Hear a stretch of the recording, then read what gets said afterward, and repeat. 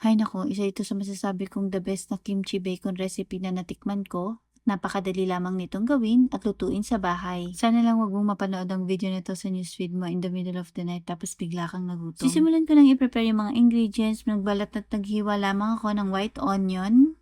Meron din ako ditong bacon. Depende na sa inyo kung anong brand yung gusto nyo. Tapos hihiwain ko lamang ito ng ganito kalalaki. Set aside muna natin ito. Pagkatapos ay maglalagay lamang ko ng kimchi. Yung nilagay kong kimchi, gugupitin ko lamang sa maliliit na peraso. Sa mainit na pan, naglagay lang ako ng onting mantika tapos ilalagay ko na yung nahiwa kong bacon kanina. Kaya unti lang yung nilagay nating oil kanina dahil magmamantika yung ating bacon. Tapos lulutuin natin ito sa sarili niyang mantika. At ayan, kapag ganito na yung color ng ating bacon at nagmantika na ito ay okay na yan. Igilid muna natin ito, tapos bawasan natin ng oil. Unti lang yung ititira kong mantika sa ating pan. Tapos ilalagay ko na yung ating white onion. Saute lang natin yung ating white onion. Shoutout po kay Ma'am Elsie Tuazon from Laguna, Katie Nicolay from Bulacan, Mirna Cano from Antipolo, Maria Lynn Balagbis from Eastern Samar, Cherry Samonte Agnes from Caloocan City, Jeff Condal from Cagayan Valley, and Alma Sarmiento from Leyte. Maraming salamat po sa panonood ng aming mga videos. At kapag naumoy na natin yung aroma ng white onion, pwede na natin paghaluin yung bacon at yung ating white onion. Tapos lalagyan ko na rin ito ng kimchi. Maglalagay rin ako ng gochujang tapos hahaluin ko lamang ito ng mabuti hanggang mag-mix lahat ng ingredients na inilagay natin. At para sa karagdagang aroma at lasa ng aking niluluto ay naglagay rin ako ng sesame oil. Haluin lamang natin ito ng mabuti hanggang magpantay yung lasa.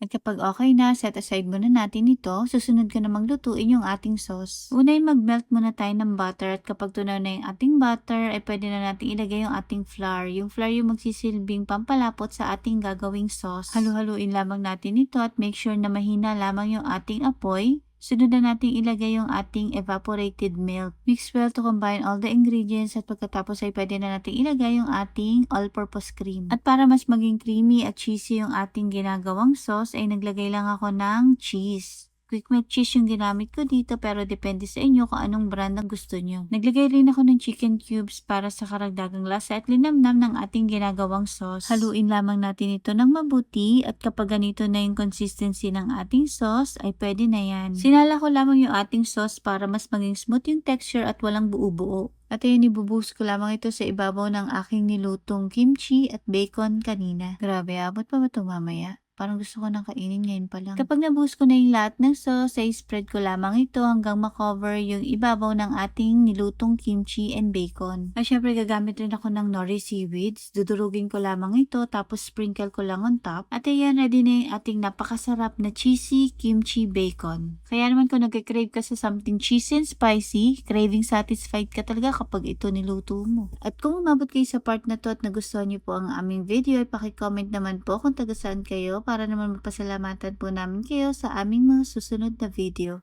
Yun lamang po. Maraming salamat. Enjoy! Nakarami na ako ng kain pero hindi ko alam kung saan talaga siya mas bagay i-partner eh. Sa nori seaweeds o sa lettuce.